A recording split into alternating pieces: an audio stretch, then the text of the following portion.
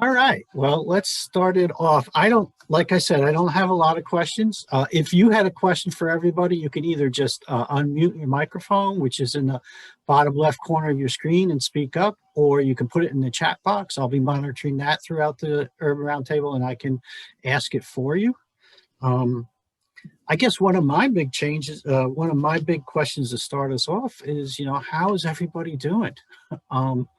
It's been a while since we've had an Urban Roundtable, and the last time I left you guys, you were in the middle of food distribution and hot lunch programs, and school was unopened, and summer camp programming was still, hit or miss. So maybe some folks want to give us a summary of what's been going on with your department. Excuse me. Yeah, I mean, I feel like we're busy in Philly than we were before the pandemic in some ways. We managed to get summer camps lifted. As I just mentioned, my colleague Daniel's on this call, and, we came up with these elaborate SOPs, standing operating procedures, to make summer camp safe for kids.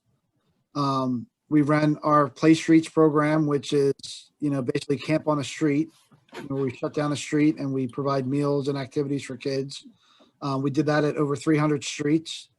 So, I mean, summer was busy. And then we just lifted within the last month these access centers where 40 of our sites are being used as kind of like internet hubs for kids to come in and use the internet to do their virtual learning. And our staff are helping them get connected and then providing recreation during breaks and after school time. So, a lot of really good, exciting things going on in Philly for sure.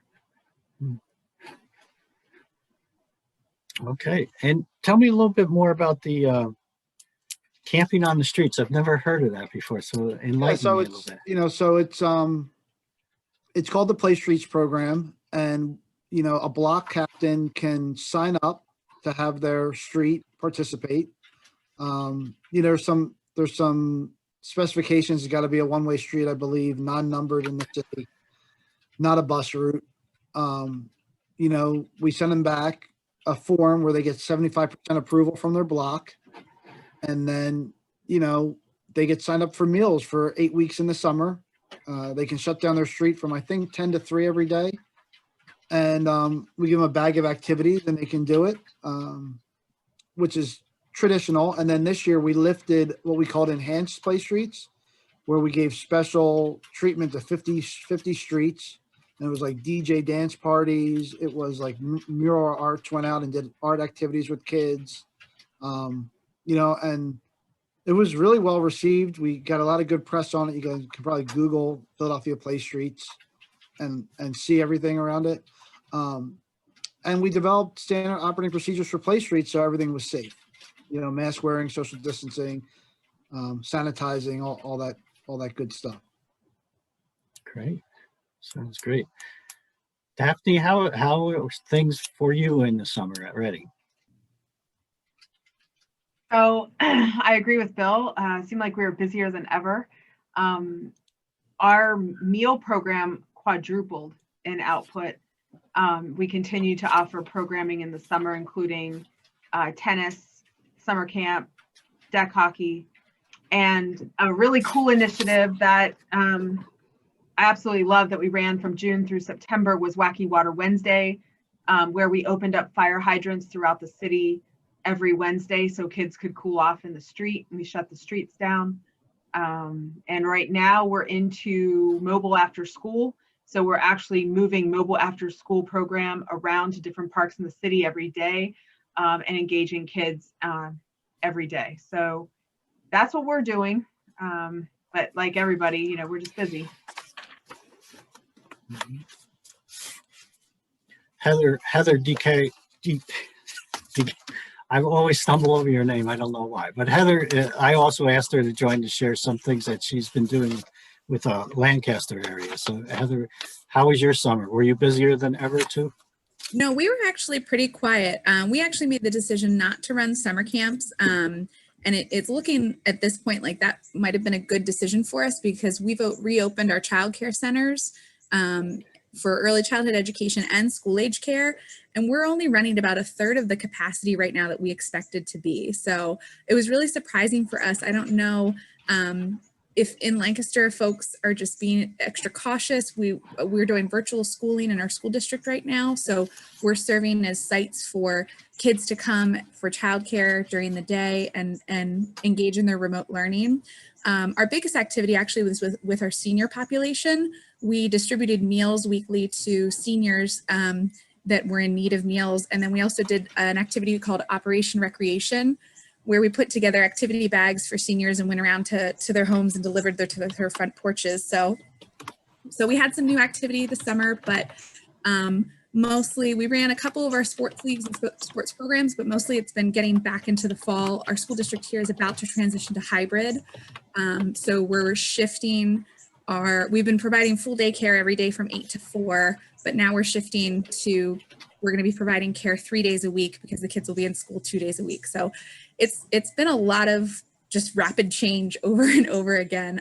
But we're fortunate now that most of our programs are back and active, but we are also looking at what we're going to do for the winter and trying to decide what the best approach is for programs to take place indoors. So I look forward to hearing what other areas are doing and making plans for the winter right now. Okay. Hey, Brian, I guess you got my little note there. Yes, so we had an interesting summer here with our department.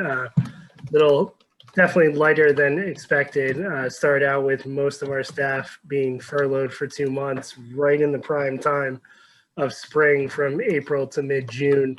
So a lot of our things did not happen. Our pool facilities did not open up. We did not run our free summer camp program, which is about 1,500 youth in Allentown.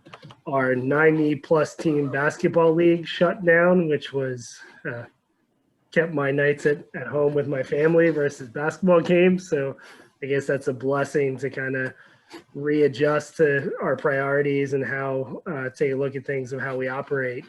At some point in early August, our field rentals shut down for courts, and our basketball courts still are not reopened, and our sports fields are not reopened, and they've been shut down since I think about the first week in August. So a lot of challenges in terms of revenue and usage, especially when our city compared to our surrounding smaller municipalities are opening for business at this point.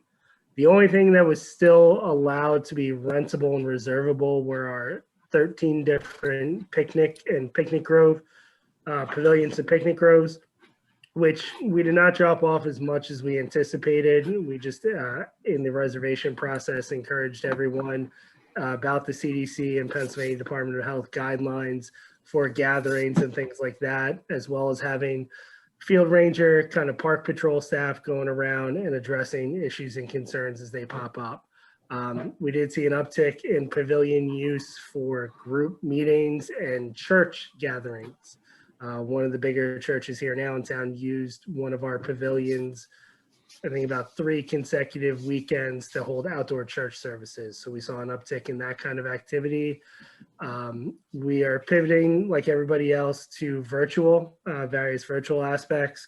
While we did not have our pools open this summer, our aquatics program coordinator, Colleen Corcoran, did a great job with getting out social media campaigns of water safety.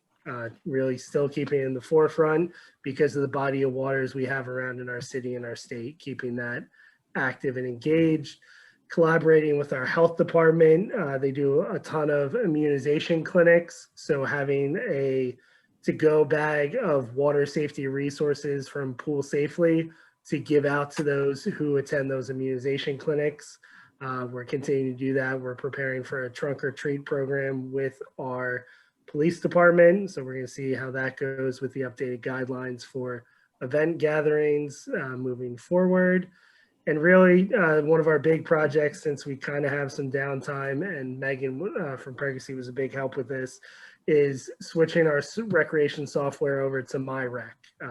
It's really going to give us a chance to be more efficient moving forward, and also be more online and mobile should the pandemic continue or happen again. So getting ourselves prepared for the future. Yeah. And that brings me up to a question is, you know, you're all talking about being busier than ever, or depending on the amount of programming you're doing. But I was wondering, has your agency or your staff have new roles now that you see are going to become part of your repertoire, so to say?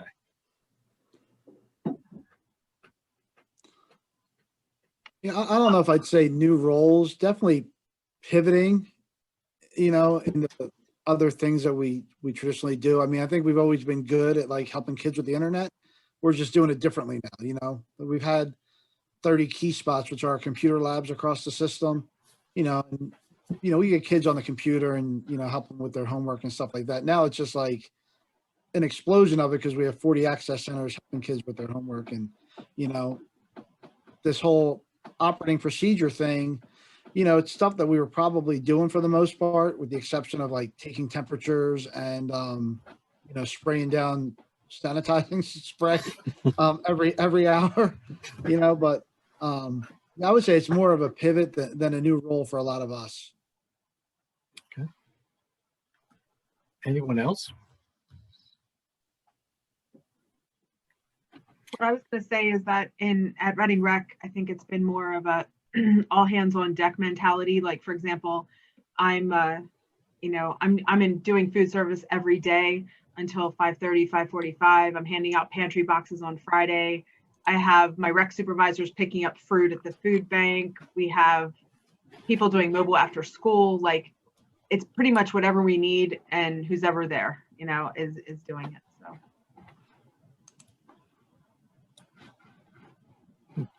You know, I would just add, you know, this is probably similar for all agencies, but, you know, in Philly, I use the term that we always rise to the occasion. So, you know, our staff is just amazing in that anytime, you know, we have to pivot quickly, whether it was food distribution or, you know, packing food at a warehouse or lifting summer camp or taking temperatures, you know, they just step up and do it. You know, like they care about the kids, they care about the communities, and, you know, it's kind of what we've always done. Now it's just amplified because of the pandemic. Okay. Yeah, Bill, what know- capacity are you running at right now in your buildings? So right now we only have the access centers lifted. So there's 40 sites. The cohort size is 25 per classroom. So that includes instructors, wraparound staff, and students. I think maybe a half a dozen sites have 2 cohorts, but no more than 44 kids between the 2 cohorts. So I know we're looking at a capacity of 25 for fall programming that we're hoping to get lifted by November 1st or November 2nd, sorry. So, and we're currently developing the SOPs for that. And is that in accordance with the governor's new guidelines for crowds, or? This will just be like for participants for indoor programming. Like we're not even going to entertain, you know, fans or spectators, or this is like really, really simple stuff, like a tumbling class, right? Okay. 12 tumblers and 3 teachers. Things, yeah. And Bill, will you do registration for those programs? Are they walk-in? Are they free? Are they paid? Everything's registered for contact tracing purposes. And then we're site specific on what we do for fees. So some sites will be free of charge. Other sites there will be a cost. Okay, thank you. Yeah, you're welcome. Oh, and there was another question that was given to me beforehand. How many of you are like back in your offices? All right, I got 2 raised hands, 3 raised hands. Bill, Still in you're my good? basement. You're still in your basement. We actually never, we were in the office from March. We never went home. Oh, Wow. Okay. And Bill, just call it a man cave. It'll sound a That's lot it. better, That's you it. know? That's it. Still in a man cave. Yeah. We do have the opportunity to go back into the building if we need to. Our commissioner, made it clear there's no, priority to get our office staff back in if we can work remotely. Mhm. Staff are going in to do some things. I'm sure Daniel's going in to do some things, but if we can work remotely, that's what they're having us do, which is nice. Okay. Bill, did they give you an indication of if they bring you back, when they will bring you back? No, I haven't heard I haven't heard anything. Okay. There's a bunch of protocols in our office building. So, 4 in an elevator, and there's plexiglass all over our floor, to like separate cubicles and everything. So, I don't anticipate there's a great rush, at least for our agency, to go back. I'm sure like DHS is in our building. So they're probably in there, because they're doing things every day, going out, taking care of cases. Sure. Mhm. I appreciate that. We came back in June, but I left it optional that if people want to come back in, they can. But if they want to still work remote, they can. But now with it being October, it's like, when do we cut? Like I was kind of just waiting for Governor Wolf to lift their remote work preference order, and he hasn't lifted it. So I'm like, do I make people come back in? I mean, everyone's working very productive remotely. So I'm inclined to continue to allow staff to work remotely if that's what's most comfortable for them and suits them best. But I didn't know if anyone else had that experience of, because for me, it's me making the decision versus a commissioner. And so I didn't know if anyone else had that experience of like, how do you make that decision when to bring people back? Dan, have you guys brought people back at PRPS? Yeah, I was just going to chime in. In June, we were allowed to go back to our office, and our office was split. There were several people who wanted to keep working remotely. Myself and Nikki in the office, we were both going crazy at home. So we decided that we would go back in. And slowly but surely, most everyone has returned to the office. But Tim's been great. He's, says whenever you want to work at home, that's fine, and so again, we're like you, we have our choice, but many of us are just choosing to be back in the office. Just, it breaks up the day. You're not in your basement or man cave all the time. And, we appreciate it sometimes. Yeah, I appreciate that. I'm back in 3 or 4 days a week, but I have some employees that are back in 5 days a week or 6 days. I have some employees that really haven't come back at all. So it just feels a little strange when you're used to working in a physical setting. You just kind of look around and be like, all right, where is everybody? But again, if the productivity is there, I do think it's kind of left to people's comfort level, because I think we found some people are very uncomfortable in the office setting. Some people, it's fine for them. So, and I'm enforcing our staff to wear masks when they're in the office the entire time. And so I understand that's uncomfortable for some people too. Well, our offices are divided like with doors in twos, basically. So when we're at our desk, we don't have to wear our mask, but whenever we venture out of our one space, we'll wear a mask. So far, so good. Megan has also added that they're in the office since May. So it's nice to get some feedback from people who aren't projecting on the screen. So I know that you're there, and if anyone has any questions, please list them in the chat box and we'll get them out to folks. This is your time to talk, folks. And then the other question is, besides the office dynamics or spacing and thing, what are some other changes that may, come about from this whole COVID situation that you can see, whether it's with your programs or with your employees? What are some things that are going to like either leave a mark or become permanent parts of your organization? I'll tell you something that I absolutely love that came out of all this, and that's our virtual programming. So we're calling it PPR at home. We went from like a really gentle start in April to like a complete library of videos on our YouTube page now. And we have a content committee, a production committee, a promotions committee. We've engaged a ton of staff around it. And it's really showcased a lot of talents, in our staff they don't get to express all the time, being in a center. So I think for sure, this whole idea of virtual programming is with us to stay. And it was all free. We didn't charge it. We didn't charge a penny for it. So I would echo that for PRPS too. We pivoted to a lot of these courses that we used to do in person or that we have done in person. We're going to put a virtual one on now, and that's going to stay as part of it. So we would like to go back to some in-person training when the time allows, but we'll always have these virtual courses now. So. Anyone else? Like what's I'm going to ask Daniel to come off mute for a second because he dropped food recovery into the chat, and he leads that charge for us. And I know we did a great job with it this summer, but he knows all the numbers, so I'll let him talk.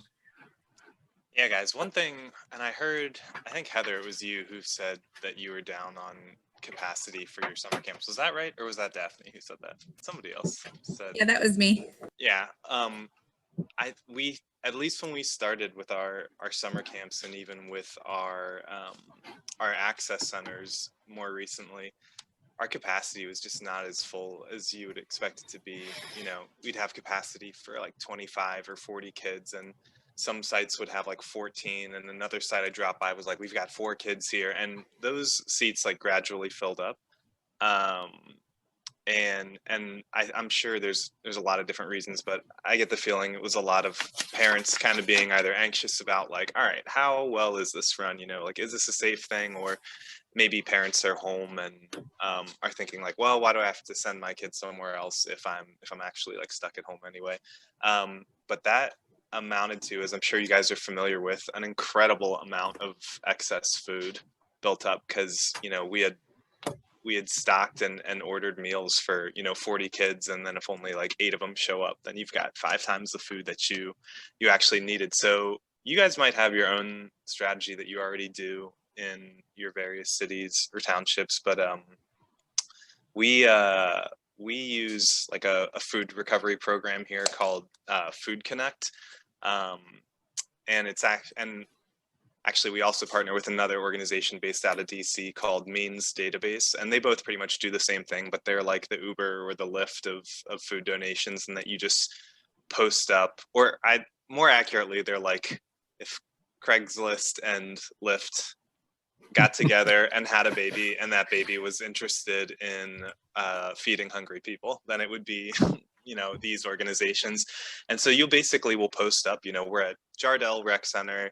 We have 25 extra meals, or it could even be portions of meals that are untampered, like 15 extra milks that no one wanted to eat, and like 20 snack bags and 5 sandwiches, and it'll basically get like ring an alert for that organization, and Food Connect will just send a driver out who comes and does door-to-door service. As they put it, they call it like last mile logistics, where this is like the point of their whole program is just to go send a driver out who's either a volunteer or maybe they're getting paid a stipend to go out, get that food and take it to the nearest shelter or kitchen that's in their database that needs food, or where the particular category of food being donated matches up with what that organization needs. And that was a cool silver lining, or I guess like diamond in the rough that came out of this. Was that I've been trying, as a sustainability manager for Philly Parks and Rec, I've been trying to get this program really picking up some speed over the last couple of years, because excess with food ordering is just something that happens. And we did this study where we found out how much food they try to get rid of using like share tables, but it ends up we're giving it away to families and it just ends up going in the trash. And in previous years we would get like 8 rec centers out of our 150 of them that would actually regularly use this program, and we'd be able to celebrate like, oh, this this summer we donated like 1.5 tons of food. That's incredible, right? And then, I pitched it harder, and last summer it was like, oh, we got almost 3 tons of food that we were able to donate through, like 14 rec centers getting involved and giving out their stuff. But this summer we actually donated a little over 7 tons of food, and it was some like 12,000 meals, and it went to like 44 different organizations across the city that served anyone from like homeless veterans to like people struggling with substance abuse, or like shelters for victims of like domestic abuse. And that's cool stuff that I wish all our rec centers knew. That I get to see that data because I like check in with Food Connect and to see what our numbers and our stats are looking like. But I think, I was like, this is incredible. We've donated more food than we have in the last 2 years combined. And one thing I thought was like, it's probably because our numbers are so low, but I don't think that's the whole story. I think another part of it was just that there's a lot of hardship going on right now. And I think a rec leader who before might have been like, I don't have time to log on or like, get on the computer and like take 5 minutes to type this in. This isn't really important, was more likely this year to say like, okay, we can't be throwing away food right now. People really need this. There's people who are out there, struggling. And the neat thing was to see like over half of our rec centers now are like regularly participating in this, and gave it some extra time. So I think that was an interesting boost, that I think people will come away with that practice, and be more willing to pull that out next time. And it's just like another way our system's been able to serve the community. Daniel, are those food programs, like, do you get reimbursement through SFSP or CACFP for those? Or that's like an interesting thing that I think has to do with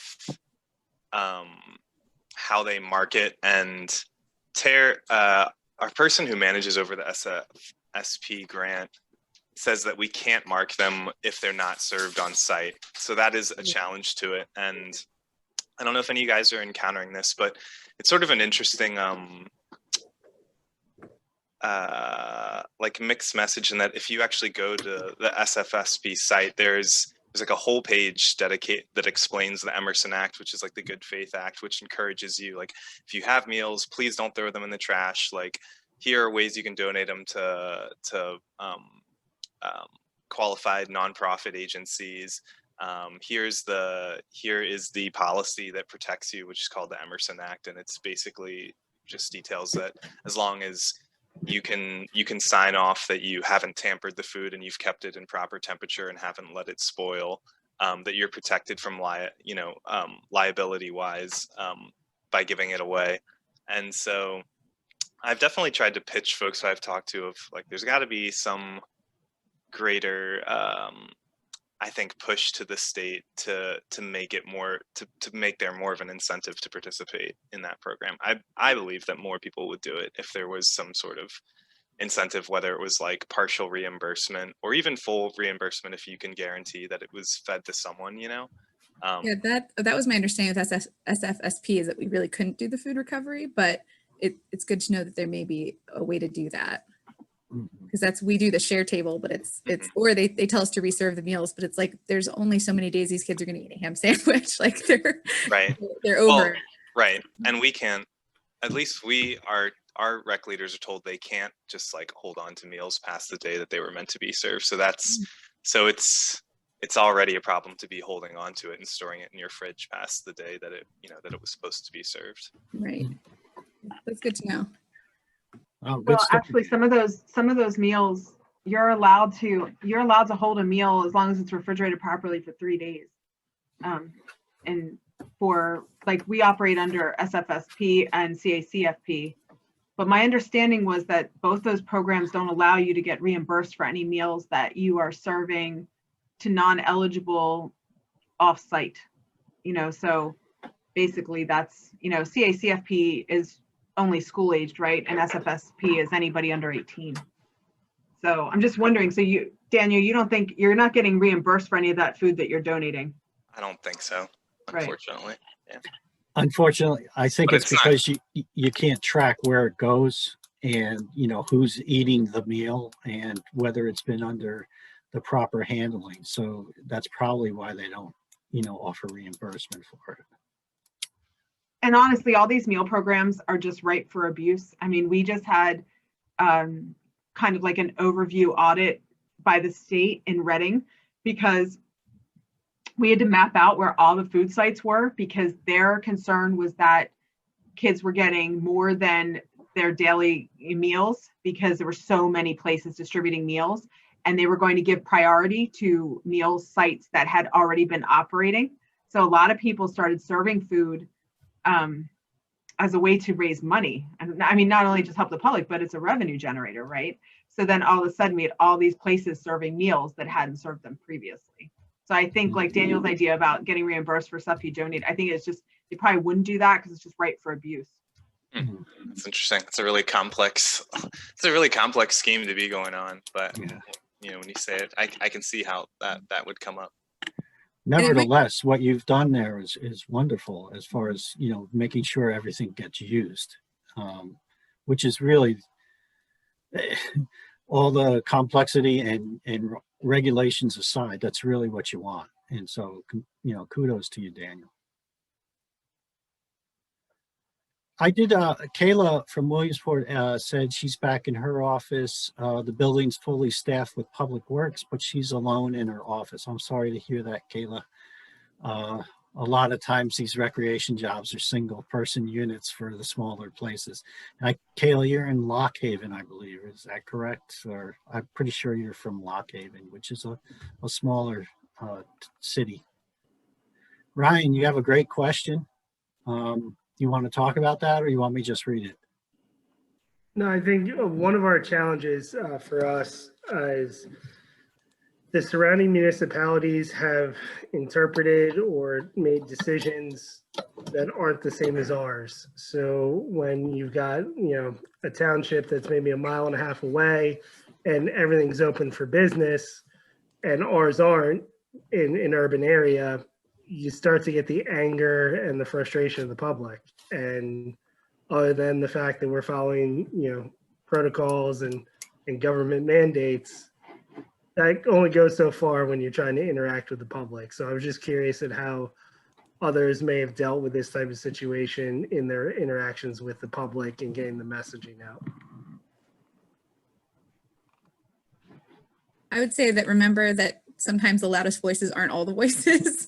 We've received lots of nice emails from parents in our program saying, we're so happy with your program. We feel safe sending our kids there. You guys are doing it right. But then we get the same thing. We get angry Facebook comments or phone calls of like, I can't believe you're making my child wear a mask all day. And it's like, this is what we have to do to keep them safe. So we're right there with you. But I would just remember that sometimes the loudest voices doesn't represent the whole majority. So just, you know, and I think too, it's just a reminder that it's for everyone's safety. We've had cases already in our programs, not of children in our programs, but of their parents.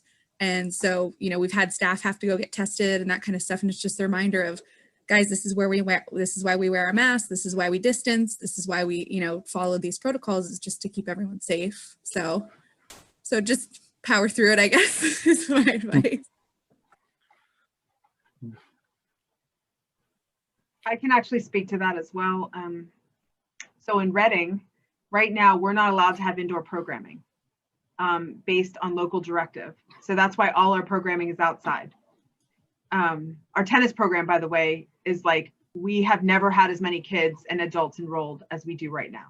So just, if you have a tennis program, that seems to be super popular. But what we're telling people is, you know, we're following local guidelines. Like that's what we have to do. You know, our school district is all virtual, Reading, because quite frankly, they can't implement the protocols that they need to for 18 or 19,000 students at 23 buildings. You just can't.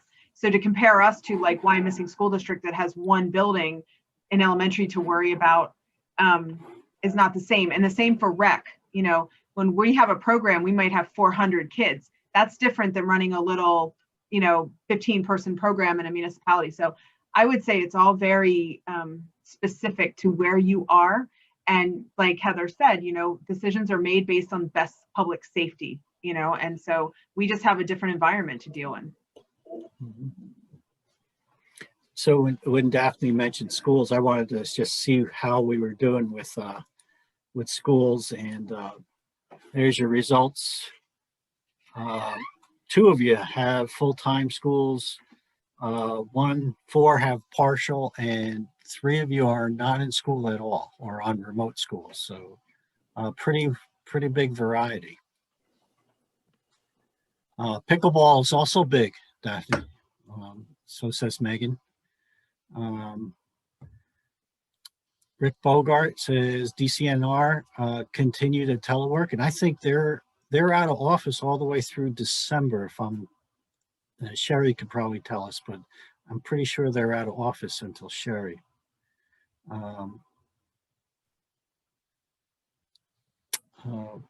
I wanted to ask, what are we doing for Halloween? What is, because that's the big date coming up. I heard a good joke the other day that, an idea for Halloween is to have the children dress up and be in their front of their homes, and then the parents drive and throw candy at them from the car, as trick-or-treating goes. Socially distanced. Any other plans for Halloween besides something like that? We are doing a virtual pumpkin carving and decorating contest. So Facebook entries for pumpkins, and we're offering gift cards as the incentive. So I'm interested to see the participation we get. I don't know if people at this point are like computered out and will want to participate or not, but for the holidays, so for the winter holiday, we just got a gift from T-Mobile for $10,000. So we're going to do a gift distribution for that. So we're going to go and buy a ton of gifts and just fill our gymnasium and schedule times during a week that families can come in and pick out gifts. And I think we've been talking about it. I think we're going to do gifts for parents and for kids so that the kids can walk through and maybe pick something out for their parents as well. So because we know times are going to be tough this year and holiday gifts might be hard to come by. So we're not much for Halloween, but we're doing more for the winter holiday. Oh, good. That's a great idea. I don't know, Daniel, did we get guidance from the city yet on what's permissible for Halloween? I know that one thing that we're asking access centers to just share video with us of how they're celebrating Halloween in the access centers. And we can throw that on PPR at home, but I don't think the city has given us guidance yet for what. They did send out guidance Oh, in did like they? the city newsletter the other day. I haven't they like teased it in the body of the email, and of course it was like a document like, download this attached document. So I have not gone through it today, but I know, no matter what, they've made it clear in all of our city newsletters that Philadelphia is always going to be like a tick more conservative in what it's opening up than the rest of the state, just because of our density. So I think you could expect like whatever y'all are doing, it's probably slightly more locked down than that. State College has moved trick-or-treating to, I think, the Thursday before, because Halloween is now on a home football game weekend. Even though we're not supposed to have anybody in town, anybody at the stadium, they're still thinking that the town's going to be packed for home football weekend. And so they want the kids out earlier, which is a good move, but it's kind of sad to think that even without anyone allowed in the stadium, it's still going to be packed for that weekend. Dallastown Halloween parade canceled. Trick-or-treating still going to happen. Allentown parade canceled. Trick-or-treat currently on. Megan, I don't know what city you're with, but her city is Percy Borough. Sorry about that, Megan. They're going to have trick-or-treating like they always do. And so it looks like it's still on for a lot of folks. In Reading, we are planning right now, we're going to do a trunk or treat parade and spread the tables for candy for kids out throughout our park on a path, and have music playing so that they can parade. And then they're going to march up over a little stage to get their picture taken. So they come in their costumes and they march around the park and do a parade and then march out. So there's no place really to congregate once they enter. They're just they're going around the whole loop. But we've had a lot of positive feedback for this, people wanting to participate and give kids a chance to have some fun and get their costumes on and be seen in them. So we're working with our local school, so we're not opening it up to like everybody in the city. We're working with our local elementary school, the one that's closest to our two rec centers, and we're doing 2 of them. Oh, okay, good. All right. So with a lot of schools on very different schedules or not in school at all, and Bill, you mentioned you have those internet access centers. Are other people also making those kinds of services available, and how are you staffing them? Because that was a pretty big question with, you know, the necessary clearances that you need to work with children and making that happen. Any tips for us? Any ways you're working with all those regulations? No, I mean, we've done a bunch of trainings, including that OCDEL training, OCDEL, Mhm. around like childcare, you know, rule and regulations. You know, Daniel helped put together a ventilation plan for every site. Because ventilation's got to be appropriate. We are partnering with out of school time providers, which are already doing a lot of this work.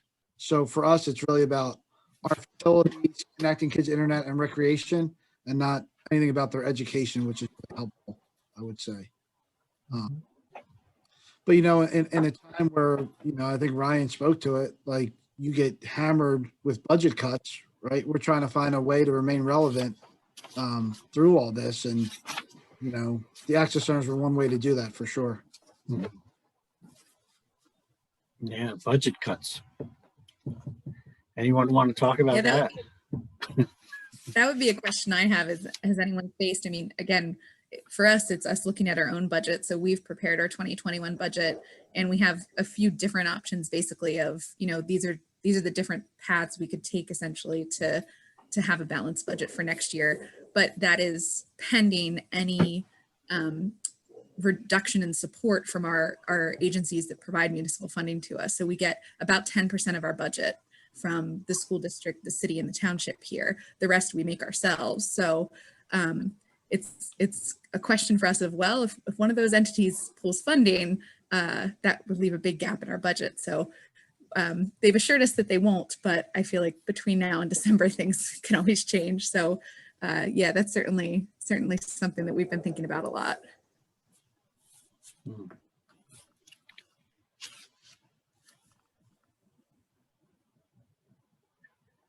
A piece for us that was frustrating is, you know, staff get sent home, fields get shut down. You know what you're doing, even though things have changed, but the constant questioning of how vital are you, or what are you actually doing if, you know, you're not having a sports league or a summer playground program? You know, what are you just sitting in the office, you know, twiddling your thumbs? What's going on? In light of also realizing, hey, as a city, people have said about how everyone's been hit hard, you know, how do you ask for more in 2021, knowing what individual families in your tax base is going through as well? So I think there's no end to it. It's one thing leads into another about trying to connect to it and go, well, yeah, I'm in the office. I understand I'm not running a basketball league right now, but I'm doing 6 other projects that were years in the making that we never had time to do. So it's really kind of to that point of keeping yourself out there and relevant. There's different ways that we need to adjust to do that. I know one of my coworkers, one of our programs that has been successful is our Queen of the Court program, which is instructional girls basketball and life skills. Our school district has shut down all indoor facility use for outside groups at this point. So while they're having varsity sports, we can't run our rec sports. We're solely dependent on their properties to facilitate our programs. And, you know, without that, now it's okay, how do we do it virtual? Because on the same token, hey, we'll teach you a basketball drill, but guess what? Our rims aren't up in our basketball court. So we'll teach it to you, just can't go to our park to do it. And it's how to tie all that stuff together to still continue to move forward.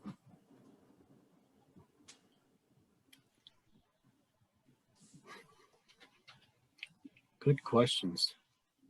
Anyone else on budget? Like, what are you expecting? Can I just, Yeah. Go ahead, again, Daphne. just make a comment? So is everybody applying for the CARES funding that it just was released by county? If you're not, you should be, right? So in Berks County, we can apply up to $50,000. to reimburse any costs at all that we have encountered as a result of COVID. So that's a help. There's a lot of grants available right now. But I will echo everybody, and I've told many people around me, because many municipalities just stopped programming altogether, right? And my question to everyone is, how do you remain relevant? You know, like, what are you doing to keep yourself out there? And, you know, if you have to open up parks for food sites, or you create programs, just, you know, I did mobile after school because I wanted to keep my staff working, because, you know, I have board members saying, like, what are you doing? And now I can say, well, for the month of October, we're at parks every day doing mobile after school, and I'm keeping my staff busy. We're engaging kids.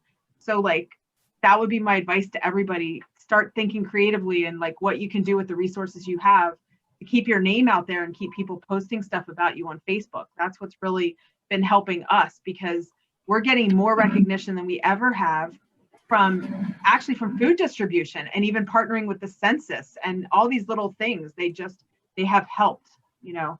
So Yeah, one of the things we struggle with from a PR standpoint is, you know, because it's Philadelphia and there's so much other nonsense going on, like the bad news always overshadows the good news, right? So we're always like trying to get to the top of the headlines and top of the social media feeds on what we're doing, right? And I think for us, we're trying to align with the administration's priorities around equity and taking care of the kids who need it the most, right? So like, there's how many kids in the city that don't have internet access? Well, guess what? Come to Parks and Rec, we'll take care of you, right? Like, we'll feed you, we'll get you on the internet, you can do your virtual education with us. And then all of a sudden it's like, okay, well, Parks and Rec, again, like I use the term rising to the occasion, you know, taking care of kids. So when this mid-budget review hits, in another month or so, we look and we're like, okay, you know, we're in good shape. We survived no full-time cuts, you know, in the budget cycle back in March and April. So hopefully, you know, that trend stands, because, you know, we're doing things that are relevant to at-need communities. Mhm. Yeah, and thanks, Bill. Craig also says they're in similar situation to Ryan. 7 contingent municipalities that meet monthly. The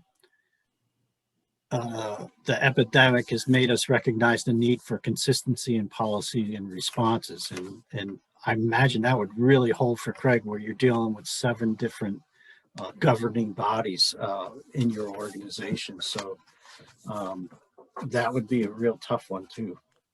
But I believe I agree with Daphne and Bill. You know, you got to look for ways to make yourself essential again. I'm sorry, I'll just finish my little soapbox. Good. We all know that recreation and parks, because we're the professionals and we understand the science behind it, we all know that it's essential for people to get out there and to be outdoors and to, you know, have that healthy activity with others to build community and mental health. But it's our job, you know, to relay that to others who may not understand that as much. And you know, if there's any way you can collect data on how much your parks are being used right now, even, you know, during this pandemic, that would really help your case too. I'm sorry, that's it. Go ahead, Bill. No, it's okay. I was going to say, you know, I say all these things, right? And we get hammered by field staff. Like, we're not teachers. Like, teachers aren't in the building teaching. Why are we going to access centers? It's like, you know, leadership's making the tough decision to do these things to keep us all relevant, so that, you know, folks are working. And it's, you know, it's a delicate balance, right? Like, you know, you want to keep people safe, but you also want to keep people employed. So you're constantly kind of like walking that tightrope, right? Mm-hmm. You know, and then you got union implications and all that other stuff hopping in. You know, but I will share one other thing that we did, and I don't know if anyone else is doing it. We started really early on doing wellness checks with staff. So we have a weekly wellness check-in that folks can opt in or opt out of. And it's just to check on like folks' mental health, whether it's professionally, personally, you know, to catch up with staff from across the system. And they've been really well received. We have about 15 or 16 staff on every one, where it's just like, you know, here's an issue I'm having at my access center. You guys help me with it. And, you know, I had someone close to me die of COVID. Like, can we talk through it? It's like been a really good kind of like cultural thing for our department. So, you know, if you want some information on it, shoot me an email. I'll drop it in the chat and I can send you the concept paper we put together on it, just so you have an idea. We've had some other agencies ask about it, so I'll just throw it out there for everyone. And there is some data to back that up too, Bill, that we did like in between running Bill and I doing all the trainings for our summer camp and then getting ready to do another round of online trainings for the access centers. You know, we sent out like a survey monkey that basically said, you know, how prepared did you feel for, you know, your summer camp and how did it turn out? What were some challenges? What helped you do it, etc. Actually, like, you know, Bill was quite popular on that survey. A good amount of people, I think it was like, and this is significant if it, you know, in that there's no check boxes, it's completely open answer, like what helped you succeed throughout summer. And I think it was like 20% of respondents said something like Bill's wellness checks and encouragement. And that, so there was definitely something there in that community and allowing folks to connect with other people having the same experience. Are any of you planning any type of staff gatherings or recognition? Like we usually have a holiday event. I sent a survey out to staff to just kind of get a temperature check on how everyone feels about being together. And again, it's like the same thing as being in the office. Some staff are very comfortable, some staff are not comfortable. So it's tough because we usually do our annual recognition awards and those types of things, but I don't know how to do that this year. Yeah, that's a sore subject for us because Sorry. we were gonna have our first ever Park and Rec Awards night, like 2 weeks after we got shut down from the pandemic. So yeah, our first ever has been pushed back at least a year now. So Ouch.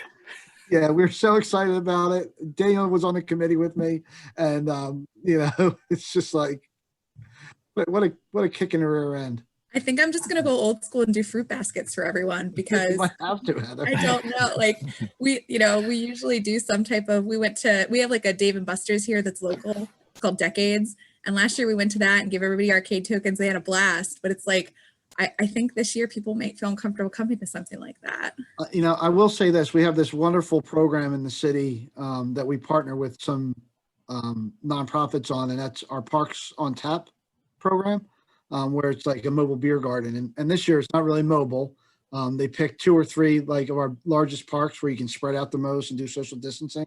So we did some like small staff events, like maybe like 8 or 9 people to celebrate like, you know, retirements or, you know, birthdays or things like that. But as far as larger gatherings, it's just like, you know, we're 700 full-time staff, so forget about it at this point. And Heather, you can be sure that whichever way you go, you're going to be darned if you do and darned if you don't, you know. That's what like feels like my life motto right now. It's just, so it comes down to like, do what potentially serves the most good is Yeah, and probably yeah. you can always hide behind the one that is the least risky. Yeah.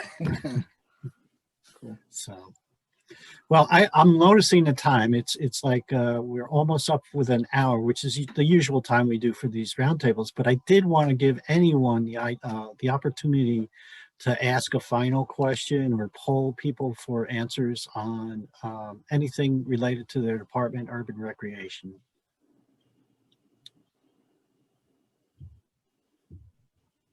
I think just a general thought I have is, I don't know if this is what others are experiencing. Like we are doing some of the pivoting and the change into new programs, but I think a big sense for us is just kind of like trying to stay steady and hold through till we can get back to our normal stuff. I still haven't decided if that's too optimistic and that if we really do need to start putting more energy behind new programming. I've heard a lot of great suggestions from you guys today, so I'm going to look at a couple of those. I'm going to go check out, Bill, your website for the virtual videos, because I feel as an executive director fairly impotent right now, because I want to be providing an opportunity for my staff to celebrate their talents like they usually do.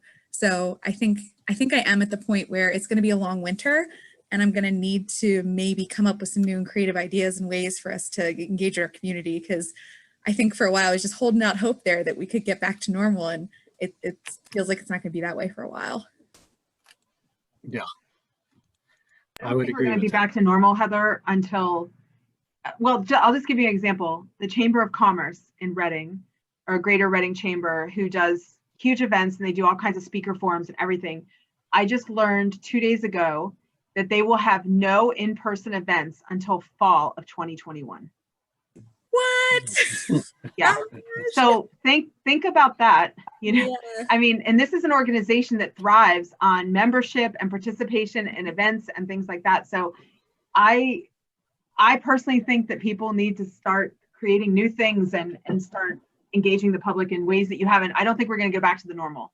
I mean, Reading School District, who was the state champion in basketball, is deciding in 2 weeks if they're going to close down their basketball program. Mm-hmm.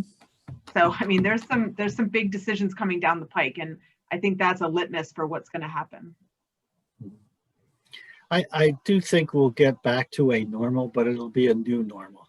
Mm-hmm. And when that's coming, I can't predict, but things like virtual classes and the types of things that you guys have been doing, you've probably hit on so many good ideas already, you know, that they're going to be keepers. And, you know, so in a way, there has been some good to come out of all this. Let's put it that way. But I think the new normal will, you know, you'll still see face masks for a long, long time. And So much of our time and energy and a big lift that we did really is the childcare piece and being childcare sites for those kids during virtual learning. So I think that's the big part we're missing is like, well, how do we bring recreation and use sport and physical activity to people now? And so, yeah, I'm just going to stalk all your websites and steal all your ideas and I'll send you to say thank you. I'll send you a fruit basket to say thank you. Heather, I dropped the YouTube channel link in the chat for you. Oh, awesome. Thank you. And again, we'll process this recording, I'll post it, and I'll send out a copy to everyone along with the chat box. That anyone who's attended or even registered for this. We had 38 registrants, so I'm a little disappointed to see it's so low, but I'm hoping the people that were here got a lot out of it. And again, any last minute questions? Let's try it again in November, Dan, that's all. All right. Well, thanks, until then, everybody take care. And thank you all for coming and sharing your ideas with us. So,